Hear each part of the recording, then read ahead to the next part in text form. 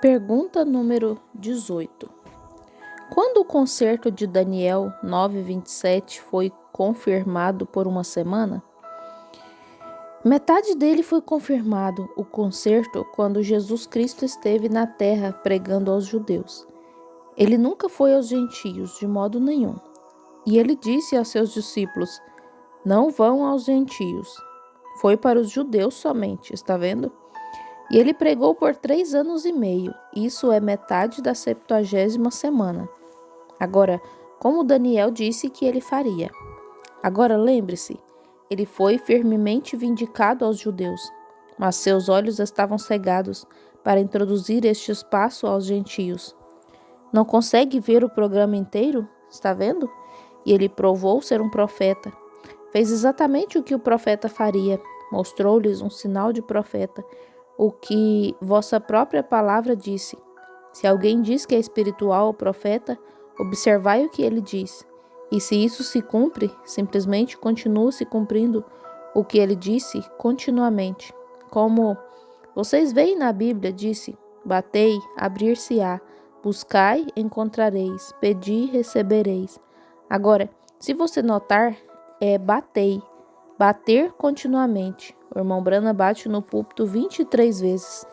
Permaneça ali, como juiz injusto. Não respondia à mulher, simplesmente continuou batendo na porta. Disse: estou na tua mão. O irmão Brana para de bater. Não buscar dizer: Senhor, eu gostaria de ter isso. Amém. Não é isso. Permaneça ali até que o receba.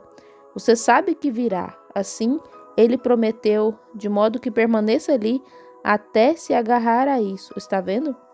Agora, na última parte, a 70ª semana, a última parte dela será durante o tempo do período da tribulação, depois do arrebatamento da igreja. Então, aqui estão os 3 anos e meio aqui, que serão confirmados a eles novamente por profetas. Veja, Moisés e Elias, Apocalipse 11. Agora, vejamos o que é esta. Pergunta 19.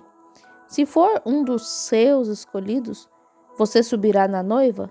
Sim, sim, senhor. Essa é fácil. Pergunta 20. Irmão Brana, o irmão quis dizer 7.000 que não tinham dobrado os joelhos aos Baalins ou 700? 7.000 eu quis dizer. Perdoe-me por isso. Veja, apenas uma... Foi só a maneira como me expressei. Eu só estava... Como disse há pouco, você notou, eu aqui de pé, eu disse... E eles testificaram vendo o cordeiro. Está vendo? Está vendo? O cordeiro estava na terra, está vendo? Testificaram, vendo o Espírito de Deus vindo sobre o cordeiro. Agora, ali disse: este é meu filho amado, em quem me comprazo. Está vendo? Agora, isso está escrito na forma textual, conforme o grego, colocando verbo antes de advérbio. Mas você nota aqui ser realmente isso. Agora, somente tome a palavra. Veja, a Bíblia diz, na tradução de São Tiago aqui: este é o meu filho amado, em quem me comprazo habitar. Mas, realmente, se fôssemos dizer isso, como dizemos hoje, este é o meu filho amado, que me comprazo habitar nele. Você inverteria, veja, está vendo? Este é o meu filho amado, em quem me comprazo habitar. Está vendo? Agora, nós diríamos hoje: este é o meu filho amado, que me comprazo habitar nele. Veja, a mesma palavra, somente inverte, está vendo? Agora, sim, eu quis dizer... Perdoe-me, por favor. Irmãos, vocês ouvindo a fita aí, e amigos, escutem. Não tive a intenção de dizer isso dessa maneira. Eu sou um ministro do Evangelho. Com tantas vezes que preguei sobre isso... Eu sabia que eram 7.000. Simplesmente aconteceu de eu dizer 700. Eu não quis dizer só 700. Eu não li isso na escritura. Apenas me veio à mente enquanto eu estava falando e simplesmente disse 700 ao invés de 7.000. Eu cometo esses equívocos o tempo todo. Eu sou sem dúvida um indivíduo sem instrução, de modo que vocês me perdoem. Estão vendo? Não tive a intenção de fazer isso. Pergunta 21. A noiva de Cristo e o corpo de Cristo são a mesma coisa? Sim, Senhor, está vendo? Agora aqui, agora veja. Não quero começar a falar disso porque tenho pregar um sermão sobre isso, veja, mas não o farei. Mas quero lhe mostrar. Quando Deus deu a Adão sua noiva do seu lado, ele disse: Esta é a carne da minha carne e osso do meu osso. Está certo? Quando Deus deu a Cristo sua noiva, o Espírito deu a carne, a noiva, ele foi agredido, transpassado no lado, sob o coração, e água, sangue e Espírito saíram. E isso se tornou carne de sua carne e osso do seu osso.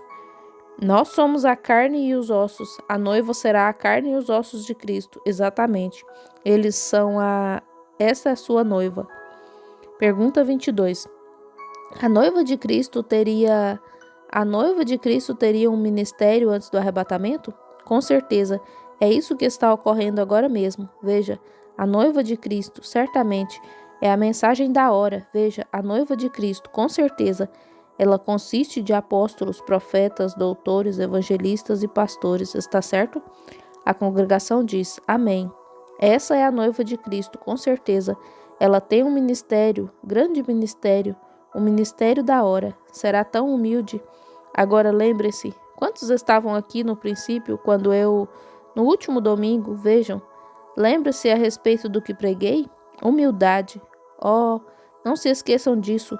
Vou parar por um minuto para advertir sobre isso novamente. Lembre-se, quando Deus prediz algo grande por acontecer, as pessoas estão olhando tão distante por sua sabedoria que falham em ver o que acontece. Quando Deus diz que alguma coisa é grande, o mundo se ri dela. Esse bando de ignorantes, isso mesmo. Mas, quando o grande mundo e a grande e elevada igreja diz: Olha que glorioso, Deus diz: Um bando de ignorantes. Deste modo, veja, você tem de vigiar. Não é minha intenção ser ríspido, áspero assim, mas assim é. Veja, aqui estava uma grande e santa igreja ortodoxa. Nós conhecemos a palavra, temos escolas, temos seminários, temos nossos homens tão polidos. Ora, por centenas de anos temos sido leais a Jeová. Nós somos a igreja, somos o sinédrio, temos o concílio de igrejas aqui. Tanto fariseus quanto saduceus e todas as denominações se reúnem. Como estamos nos tornando, está vendo? Estamos todos em um, o concílio de igreja. Somos os importantes aqui. Conhecemos essa escritura. O que um sujeitinho ignorante lá no rio, todo barbudo e um pedaço de pele de ovelha está nos dizendo? Certamente eles não iam dar ouvidos a isso. Mas a Bíblia disse em Malaquias, no capítulo 3, Eu envio o meu anjo perante a minha face para preparar o caminho para mim. 712 anos antes disso, João, o grande profeta de Isaías se pôs ali de pé e disse: Haverá uma voz do que clama no deserto: Preparai o caminho para o Senhor e endireitai a sua vereda. Isso mesmo. E disse, muitos deles, disse: Todo lugar alto será abatido. Eles disseram: Quando este homem vier, ele apontará o dedo e moverá montanhas. E todos os lugares baixos, as covas serão elevados. Então todos os lugares ásperos serão alisados. Irmão, nós plantaremos milho em todo o campo por aqui. E vamos fazer grandes coisas quando este homem vier. Está vendo? Estavam esperando que Deus pegasse a manivela e a virasse, baixasse o corredor e dissesse: Desce tu, grande precursor do meu Messias. E então, logo que ele tivesse ido, eles o puxariam de volta e seu ministério estaria terminado. Virariam a manivela e o fariam baixar novamente e o colocariam bem aqui, ao lado do seminário, e diria: Muito bem, meu filho amado, desça e lhes diga. Está vendo? Que coisa! Veja, quando ele se aproximou, o que aconteceu? Lá veio um homem que não conhecia nenhuma de suas escolas, nem tinha um cartão de companheirismo. Não tinha nenhuma credencial. Não, ninguém nunca soube se ele alguma vez estudou um dia em sua vida. Nem mesmo se poderia confirmar isso por sua maneira de falar. Tampouco ele falava nos termos de eclesiásticos. Ele falava a respeito de serpentes, machados e deserto e coisas assim. Veja, árvores. Ele não falava termos ao feitio eclesiástico do dia, ou deste dia, ou de nenhum outro dia. Ele veio caipira, como chamamos aqui em Indiana. Ele saiu do mato em algum lugar, nem se barbeava, e o cabelo todo ouriçado. Não imagino que tomasse banho, um a cada 2 ou 3 meses, certo? Ele nunca usou pijama à noite, nunca andou de automóvel, nunca escovou os dentes. Oh, que coisa! Que indivíduo era este? Certamente que não. Lá veio ele, pisando firme pelo deserto dessa maneira. Disse: Eu sou a voz do que clama no deserto. Preparai o caminho para o Senhor e endireitai a sua vereda. Alguns dos professores se puseram de pé e disseram: Ei, companheiro, você tem o seu... Não podemos cooperar com você dessa maneira. Olhe, nós não podemos fazer isso. Bem, onde está o seu cartão? Onde está a sua identificação? Ele simplesmente os ignorou. Ele tinha uma mensagem, de modo que simplesmente continuou com ela. Veja, pregando da mesma maneira. Disseram: Ora, espere. Bem, se formos lá, levaremos o bispo hoje e veremos o que ele diz acerca disso. Iremos lá se soubermos. Esses são as cabeças da igreja, e sabemos que ele terá de reconhecer isso. Se ele é de Deus, ele reconhecerá nossos bispos. Colocaram-nos todos lá em fila e ficaram lá de pé os dignitários. Ele disse: Raça de víboras, traiçoeiros, altivos e santos padres, e assim por diante. Quem vos ensinou a fugir da ira futura? Sabeis que a vossa hora está próxima. Não penseis que dizeis: Bem, pertencemos a isso, aquilo. Eu vos digo: o Deus que eu sirvo pode dessas pedras suscitar filhos a Abraão. Oh, que coisa! Agora ele vai começar a falar ao contrário da linguagem eclesiástica. Digo que está posto o machado à raiz da árvore. Toda árvore, pois, que não produz bom fruto, é cortada e lançada no fogo. Oh, eu, em verdade, vos batizarei com água para arrependimento, mas ele vem após mim. A lua se converterá em sangue. E, oh, que coisa! Ele limpará suas eiras, tomará a palha e queimará com fogo que nunca se apagará. Ele levará o trigo para o celeiro. Ele separará as ervas daninhas e o trigo. Oh, que coisa! Que mensagem! Disseram: Este camarada? O que ele disse? Que horas eram? Oh, ignorância! Nós temos o homem no lugar certo, o irmão Jones. Ele é o companheiro que fará isso, se houver algum nesta era. O bispo fulano de tal fará isso, o santo padre fulano de tal. Oh, que coisa! Está vendo? Deus em simplicidade, veja, operando em simplicidade. Então, quando menos se esperava, ele estava lá de pé certo dia e disse: Sim, ele se encontra no meio de vós. Ele tinha tanta certeza que era esse mensageiro. Ele sabia quem era. Foi por isso que ele podia repreendê-los. Disse: Agora, não tremam, mas simplesmente vão em frente e continuem. Vocês, soldados, obedeçam aos vossos senhores. E se fizeram algum mal, tomem isso. Que faremos? Devemos deixar de fazer isto? Deveríamos parar de fazer isto? Ele disse: simplesmente continuem como estão. Continuem. Vão em frente. Se estão plantando batatas, plantem-nas. Estão vendo? Vocês, soldados, não pratiquem nenhuma violência e façam isso. E o que quer que façam, simplesmente continuem como estão.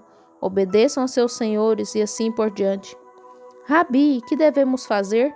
Simplesmente continuem como estão. Vejam, mas há um no meio de vós que não conheceis.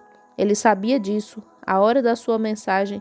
Ele sabia que havia de apresentar essa pessoa. Sabia que ele estava ali, um no meio de vós. Vós não o vedes. Coisas estão acontecendo de que nada sabeis. E deste modo, há algo que vai acontecer. Ele disse: Vede, e ele estará aqui, e eu o conhecerei. E finalmente, certo dia, ele disse: Eis que aí está ele, aí está o Cordeiro de Deus, que tira o pecado do mundo. Disse: E meu tempo terminou agora. Eu apresentei vocês a ele. Tenho de diminuir agora. Tenho de sair de cena. Ele assumirá daqui em diante. O milênio começará muito em breve. Veja, o tempo próximo. Então, quando ele veio, quando até mesmo João disse, ele vai repreendê-los duramente. Ele vai separar o trigo da palha e vai queimá-la. Ele vai limpar suas eiras e em sua mão tem a pá. Todavia, o que ele foi? Pequenino. Agora, eles já tinham idealizado tudo. Oh, que coisa! Ele terá uma lança que alcançará 1 milha de distância. Ele se porá de pé aqui na Palestina, simplesmente se levantará ali, simplesmente sobre uma dessas nuvens brancas e apanhará todos esses romanos e os lançará no inferno. Apenas continuará fazendo assim, veja, até que vença todos eles. Ora, eles tinham tudo isso projetado. E quando aconteceu, um cordeirinho veio saindo entre eles, manso e gentil, sendo dirigido nesta direção e naquela direção. Até mesmo João disse, agora veja João, o profeta, ele disse, ide perguntar-lhe, ele é em verdade aquele? Tão humilde a ponto desse profeta falhar em ver, disse, ele é aquele ou procuramos outro? Agora, ele não lhe deu um livro para aqueles discípulos, em Mateus 11. Vieram e lhe perguntaram, quando os discípulos de João estava na prisão. Assim ele andava tão confuso que, creio que foi Pember que disse, seus olhos de águia ficaram vedados lá. Veja, ele desceu para a terra, ele estava nas alturas, mas quando sua profecia terminou, ele caiu em terra novamente. Veja, porque puseram-no na prisão. Veja, ele não precisava mais daquelas grandes asas, de modo que simplesmente se deitou lá, mas ele voou mais alto do que qualquer dos demais.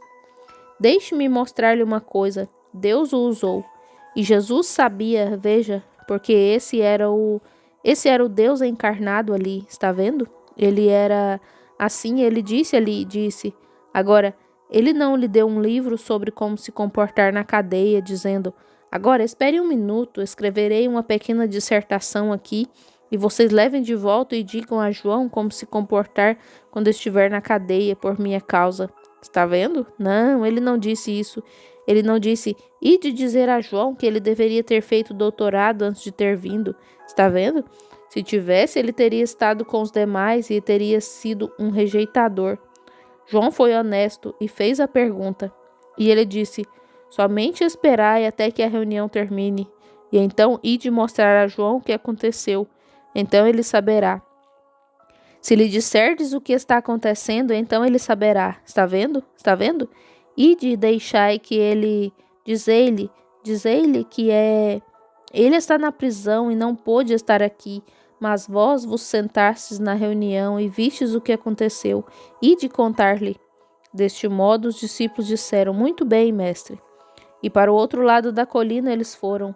Jesus, sentado nesta rocha, somente os observou, até que eles atravessaram e desapareceram do outro lado da colina. Ele se voltou para a congregação e disse, quem fostes ver no tempo de João? Está vendo? Disse, que fostes ver? Fostes ver um homem que fica altivo e roupas finas e muito refinado e instruído? É esse o tipo de homem que fostes ver? Disse, não. Sabeis o que os desse tipo são?